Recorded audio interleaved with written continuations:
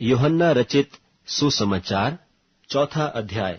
फिर जब प्रभु को मालूम हुआ कि फरीसियों ने सुना है कि यीशु यूहन्ना से अधिक चेले बनाता और उन्हें बपतिस्मा देता है, यद्यपि यीशु आप नहीं वरन उसके चेले बपतिस्मा देते थे, तब वह यहूदिया को छोड़कर फिर गलील को चला गया और उसको सामरिया से होकर जाना अवश्य था। सो वह सूखार नाम सामरिया के एक नगर तक आया, जो उस भूमि के पास है जिसे याकूब ने अपने पुत्र यूसुफ को दिया था, और याकूब का कुआं भी वहीं था। सो यीशु मार्ग का थका हुआ उस कुएं पर यूं ही बैठ गया, और यह बात 6 घंटे के लगभग हुई। इतने में एक सामरी स्त्री जल भरने को आई। यीशु ने उससे कहा, मुझे पानी पिला, क्योंकि उसके चेले तो नगर में भोजन मोल लेने को गए थे। उस सामरी स्त्री ने उससे कहा, तू यहूदी होकर मुझ सामरी स्त्री से पानी क्यों मांगता है? क्योंकि यहूदी सामरियों के साथ किसी प्रकार का व्यवहार नहीं रखते। यीशु ने उत्तर दिया, यदि तू परमेश्वर के वरदान को जानती और यह भी जानती कि वह कौन है जो तुझसे कहता है मुझे पानी पिला, तो तू उससे मांगती और वह तुझे जीवन का जल देता। स्त्री ने उससे कहा, हे प्रभु, तेरे पास जल भरने को तो कुछ है भी नहीं और कुआं गहरा है, तो फिर वह जीवन का जल तेरे पास कहां से आया?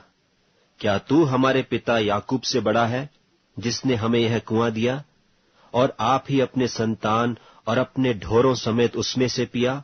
यीशु ने उसको उत्तर दिया कि जो कोई यह जल पिएगा वह फिर प्यासा होगा, परंतु जो कोई उस जल में से पिएगा जो मैं उसे दूंगा, वह फिर अनंत काल तक प्यासा न होगा, वरन जो जल मैं उसे दूंगा वह उसमें एक सोता बन जाएगा जो अनंत जीवन के लिए उमड़ता रहेगा।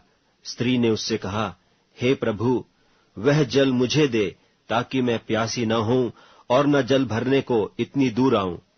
यीशु ने उससे कहा, जा अपने पति को यहां बुला ला।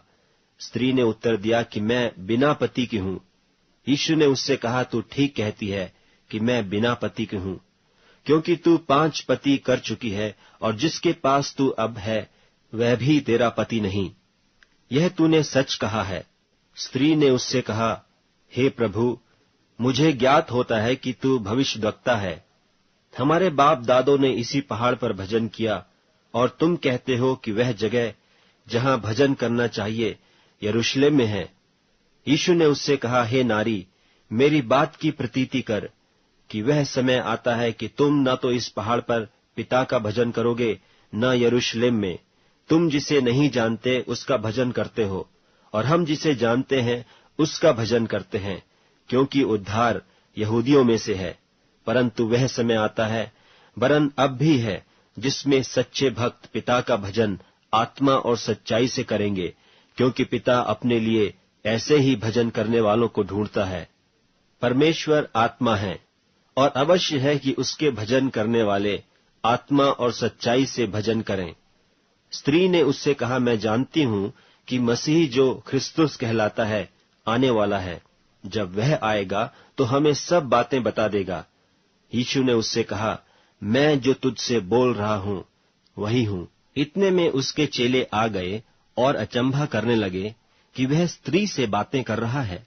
तो भी किसी ने न कहा कि तू क्या चाहता है या किस लिए उससे बातें करता है। तब स्त्री अपना घड़ा छोड़कर नगर में चली गई और लोगों से कहने लगी, आओ, एक मनुष्य को देखो जिसने सब कुछ जो मैंने किया मुझे बता दिया। कहीं यही तो मसीह नहीं है? सो वे नगर से निकलकर उसके पास आने लगे। इतने में उसके चेले यीशु से यह विनती करने लगे कि हे रब्बी, कुछ खा ले। परंतु उसने उनसे कहा, मेरे पास खाने के लिए ऐसा भोजन है जिसे तुम नहीं जानते। तब चेलों ने आपस में कहा, क्या कोई उसके लिए कुछ खाने को लाया है? यीशु ने उनसे कहा, मेरा भोजन यह है कि अपने भेजने वाले की इच्छा के अनुसार चलूं और उसका काम पूरा करूं। क्या तुम नहीं कहते कि कटनी होने में अब भी 4 महीने पड़े हैं? देखो, मैं तुमसे कहता हूं, अपनी आंखें उठाकर खेतों पर दृष्टि डालो कि वे कटनी के लिए पक चुके हैं, और काटने वाला मजदूरी पाता और अनंत जीवन के लिए फल बटोरता है, ताकि बोने वाला और काटने वाला दोनों मिलकर आनंद करें। क्योंकि इस पर यह कहावत ठीक बैठती है, कि बोने वाला और है और काटने वाला और। मैंने तुम्हें वह खेत काटने के लिए भेजा जिसमें तुमने परिश्रम नहीं किया, औरों ने परिश्रम किया और तुम उनके परिश्रम के फल में भागी हुए। और उस नगर के बहुत सामरियों ने उस स्त्री के कहने से, जिसने यह गवाही दी थी कि उसने सब कुछ जो मैंने किया है मुझे बता दिया, विश्वास किया। तब जब ये सामरी उसके पास आए तो उससे विनती करने लगे कि हमारे यहां रह। सो वह वहां 2 दिन तक रहा। और उसके वचन के कारण और भी बहुतेरों ने विश्वास किया और उस स्त्री से कहा, अब हम तेरे कहने ही से विश्वास नहीं करते, क्योंकि हमने आप ही सुन लिया और जानते हैं कि यही सचमुच में जगत का उद्धार करता है। फिर उन 2 दिनों के बाद वह वहां से कूच करके गलील को गया, क्योंकि यीशु ने आप ही साक्षी दी कि भविष्यद्वक्ता अपने देश में आदर नहीं पाता। जब वह गलील में आया तो गलीली आनंद के साथ उससे मिले, क्योंकि जितने काम उसने यरूशलेम में पर्व के समय किए थे उन्होंने उन सब को देखा था, क्योंकि वे भी पर्व में गए थे। तब वह फिर गलील के काना में आया, जहां उसने पानी को दाख रस बनाया था। और राजा का एक कर्मचारी था जिसका पुत्र कफरनहूम में बीमार था। वह यह सुनकर कि यीशु यहूदिया से गलील में आ गया है, उसके पास गया और उससे विनती करने लगा कि चलकर मेरे पुत्र को चंगा कर दे, क्योंकि वह मरने पर था।